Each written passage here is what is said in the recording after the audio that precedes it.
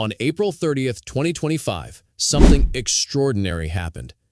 Not for a concert, not for an election, but for one man, Captain Ibrahim Traoré, the young revolutionary leader of Burkina Faso.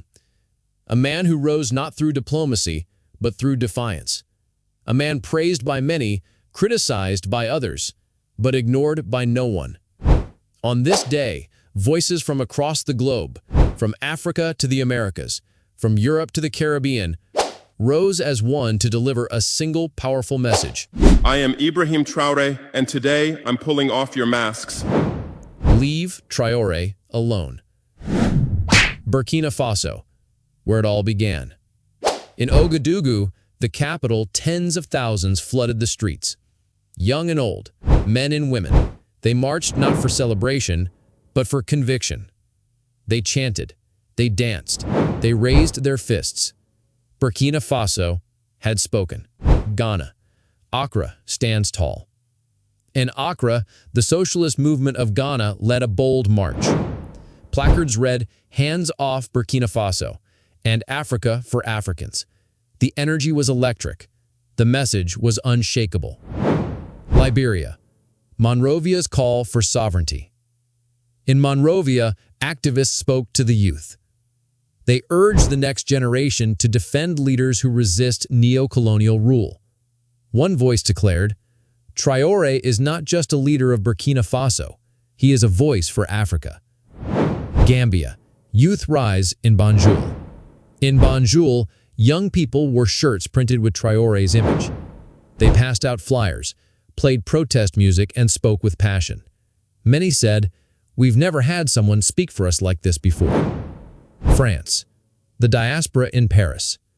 In Paris, home to a vast West African diaspora, protesters filled Place de la République.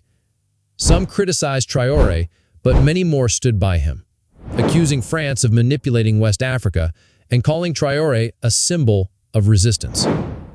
Germany, Berlin raises the flag. In Berlin, Burkinabe flags soared over the crowd. Banners read, "Stop the neo-colonial agenda," and "Africa is not your playground." Africans and non-Africans marched together, students, activists, defenders of human rights. Austria, Vienna's silent protest. In Vienna, a smaller but heartfelt gathering took place. Candles were lit for peace in the Sahel. Signs read, "Justice for Burkina Faso," and "Support true African leadership." UK, London echoes Sankara's spirit. In London, African drums echoed down city streets.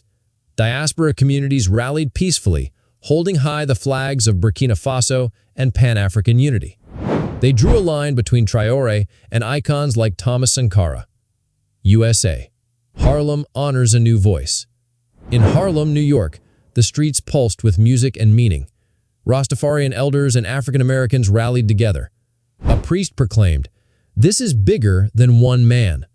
This is Africa reclaiming its voice." Suriname, unity across the Atlantic. In Paramaribo, Surinamese community leaders held a day of reflection and prayer. Their numbers were small, but their conviction was strong. We are connected to Africa. Traoré's mission is our mission. This wasn't just a day. It was a movement. Not a moment, a movement. A global uprising in defense of sovereignty, dignity, and self-determination.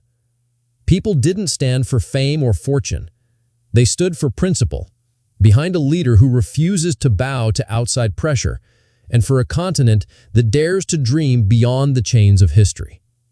So now we ask you, are we witnessing the birth of a new African resistance, or the beginning of a much larger global power shift?